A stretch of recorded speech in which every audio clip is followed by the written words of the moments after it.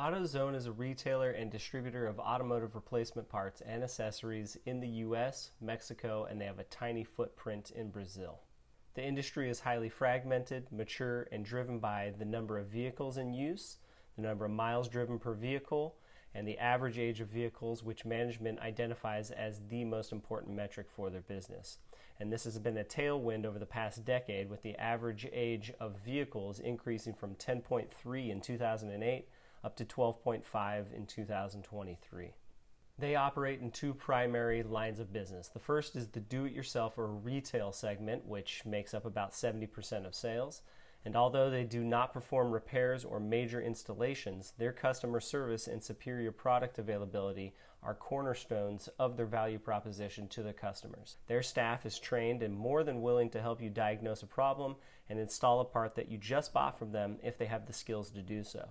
In fact, they have a program called the Loan a Tool program, where customers can literally borrow a specialty tool for free because AutoZone recognizes there are some instances where a customer just needs to use this specialty tool one time, and rather than making them pay for it, they just let them use it and the customer returns it all for free. Now, if that isn't great customer loyalty and service, I don't know what is. And I can't recall how many times I've talked to people who prefer to go to AutoZone because of the customer service that they offer. All of this allows AutoZone to charge higher prices than their competitors because their customers see value in the additional help that they can get from the staff. The second line of business that they operate in is the commercial or business-to-business segment in the US, which is much smaller and makes up about 30% of the sales. This segment provides commercial credit and delivery of parts and other products to local, regional, and national repair garages, dealers, and service stations. In addition to being able to charge higher prices, AutoZone's size and scale enables them to work out extremely favorable volume and payable terms with their suppliers. In fact, their average payables to inventory ratio is sitting at 1.2 over the last 10 years, which means that AutoZone is able to sell its inventory before paying for it, thereby avoiding the upfront capital costs associated with holding physical inventory. This, along with volume-based discounts, gives AutoZone a significant cost advantage over its smaller competitors, and along with higher prices that it can charge due to its great customer service, results in the high and rising margins that you'll see later on. That's the general overview of the company's operations. Let's go ahead and take a look at their financials on a high-level basis to see whether or not it's worth our time to dig into further. Margins are better than I expected given their physical store load and massive inventory requirements. They have a lot more debt than cash, which in my opinion is not a good sign, and it makes me immediately wonder how high their debt to equity ratio is. The free cash flow yield is sitting at 4%, which suggests that this stock is not that expensive. On a price to earnings and price to sales ratio, the valuation is not that bad at all, but on a price to book ratio, it's rather high, due most likely to the heavy debt load. Let's take a look at how the stock has performed over the last 10 years. It's just a nice, steady, not too volatile march upwards. Revenue is steady and predictable, but growing a little slower than I'd like, but has accelerated to the 7 to 9% range over the last 5 years. Free cash flow is also growing slower than I'd like in that 7 to 8% range and has actually declined over the past 2 years, which is not a good sign. Their stock-based comp is not a problem whatsoever. And on a per share basis, the free cash flow is great. It's still declining over the last 2 years, which is definitely a red flag. But we're past that 10% threshold that I like to see over the past 5 to 10 years. The fact that their per share metrics is significantly higher than the absolute free cash flow dollars suggests that they buy back a lot of their stock. Earnings per share is beautiful. Debt is steadily climbing over the last 25 years, which again, in my opinion, is not a good sign. Because if the Fed keeps interest rates higher for the next several years, many companies will have to refi at much higher rates, which will negatively impact their earnings. In my opinion, this is a pretty big risk, and we'll have to look at the debt schedule once we dig through the annual report. They don't pay a dividend, which I don't like to see. I generally want to get paid to hold the stock. It's a ding against the stock, but not a deal breaker. Now let's take a look at the shares outstanding. It all makes sense why their absolute metrics are growing in the mid-single digits while their per share metrics are growing up in the 10 to 15% range. They're buying back 6% of their shares outstanding every single year. This is massive and probably one of the biggest buyback rates that I've seen in any stock I've analyzed. This is also the likely reason that they've taken on so much debt, but that still needs to be verified. Their return on capital employed is amazing. I was not expecting an auto parts store to be posting consistent 40 to 50% return on capital employed. Margins are consistently expanding over the past 30 years. Given that they have a large physical store load and carry tons of inventory, the fact that they are constantly expanding margins suggests that they have a cost advantage due to their distribution network efficiency. And this is a great thing to see. So that's it for the high-level analysis, and for the most part, I like what I see with AutoZone, with only one red flag, and that is their debt load. Let's continue on the analysis with a deep dive into their financials, and for this, I use Schwab.com. Let's start off with the income statement. Revenues are up about $5 billion over the past 5 years, and as you can see, it has been a smooth, predictable ride. Given that they operate in an industry where their products tend to be time-sensitive and vital to operating a vehicle, there is very little variability in their sales, even during economic downturns. When I'm analyzing any retail business, I want to take a look at store growth and same-store sales numbers. As far as store growth goes, they're growing their store base at about 2.5% to 3% per year, while only closing 3 stores over the past 5 years. That's incredible. Same-store sales are performing well too. Incredibly, AutoZone operates exclusively in the United States and Mexico and has a tiny, immaterial footprint in Brazil, which means that if they choose to, there is significant opportunity to expand globally in the future. Operating expenses are up about $4 billion over the last 5 years. Pair that with revenues increasing by about $5 billion, and that's driving up operating income by about 50% over the last 5 years. AutoZone has a very simple income statement. The cost of revenue is the largest expense due to the business being a physical goods business and has driven the majority of the cost increase over the past 5 years. Selling, general, and administrative expenses is the second largest component and consists of rents or leases on the building, staff salaries, etc. I gotta say, I'm surprised at how little advertising they do. They're able to deliver impressive free cash flow growth and expanding margins without much advertising. Another thing that points towards a strong competitive advantage in their industry. Let's jump over to the balance sheet now.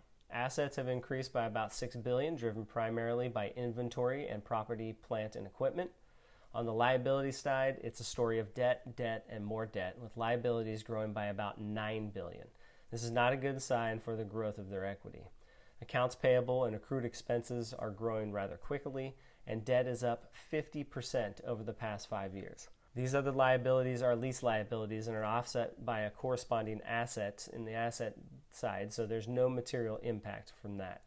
And holy crap, they have significantly negative equity and retained earnings, and it's getting about $1 billion worse every single year.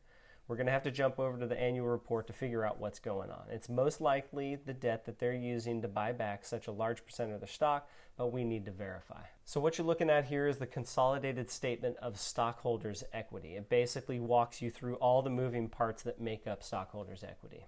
As you can see, we had already started with an equity deficit in 2020, but the story is pretty straightforward. We're bringing in $2 billion in 2020, but then we're buying back $3.4 billion in common stock. In 2021, we're bringing in $2.4 billion in net income, buying back $4.4 billion in stock. And we continue that trend in 2022 with net income of $2.5 billion, while we buy back $3.7 billion in common stock. As you can see here, we are buying back more stock than we're earning, and we're using debt to fill the gap.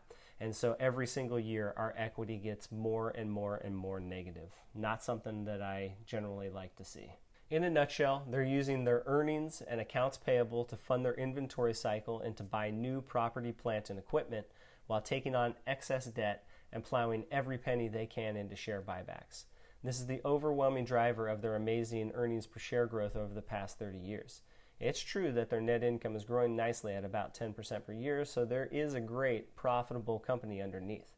But then you add on an average buyback of 6% of outstanding shares every year, and that has catapulted their earnings per share growth up to 17% per year over the last 10 years. Earnings per share growth has been shown to be the primary driver of a stock's price. Looking back at the stock price chart, AutoZone is up 38,000% since 1991. That's not a typo or a misquote. This stock is literally up 38,000% over the past 33 years. Compare that to the S&P 500 gain of 1,500%, which is still amazing, but it ain't no 38,000%. And look at this. The stock price did just fine from 1991 to 2000 when it quadrupled, going from $7 a share up to $30, driven mainly by organic earnings growth. They weren't doing the same level of buybacks that they have been since 2000. In fact, the share count was increasing during this period, and the stock still did very well. This again points to the fact that there is a strongly profitable underlying company with a strong competitive advantage. But starting around the year 2000, you see a lift off in the start of this 38,000% rocket ship, right as they started plowing all of their earnings and taking on debt to fund these crazy amounts of buybacks. So those are all the benefits of this strategy, but let's consider some of the risks of this type of strategy. First, taking on debt makes a firm's cash flow look better than it actually is because debt is an inflow into the cash account on the cash flow statement. Autozone relies heavily on its vendor relationships to allow them to hold huge amounts of accounts payable, but if the vendors start demanding stricter payment terms on their contracts, it could cause earnings and cash flow to drop and the share price would likely follow suit. They could also experience increasing interest expense first because of the increasing debt load, but more importantly due to higher interest rates. This would also dent their earnings and cash flow and would most likely reduce their stock price as well. Lastly, there has been repeated calls by politicians to limit, tax, or even outright ban share buybacks. Imagine what would happen to the stock if buybacks were banned. I honestly doubt that would ever happen, but there could be a tax levied on buybacks, which would increase the cost of doing buybacks and deter AutoZone from buying back so much of its stock, which would have a negative effect on its stock price. Okay, let's take a look at their cash flows. Operating cash flow is driven by net income, which is what I would expect. Investment activities are very basic, with capital expenditures, which are running about 4 to 5% of sales, and the purchase of investments being the main consumers of cash in this section. And then we get to financing activities, where we can see how the share buybacks are financed. They're taking on an average of $1 billion of new debt each year, combined with organic earnings and a buildup of their accounts payable to finance their stock repurchases. All in all, their financials are strong with the exception of the increasing debt load and negative equity. To be honest, it makes me a little nervous about owning this stock.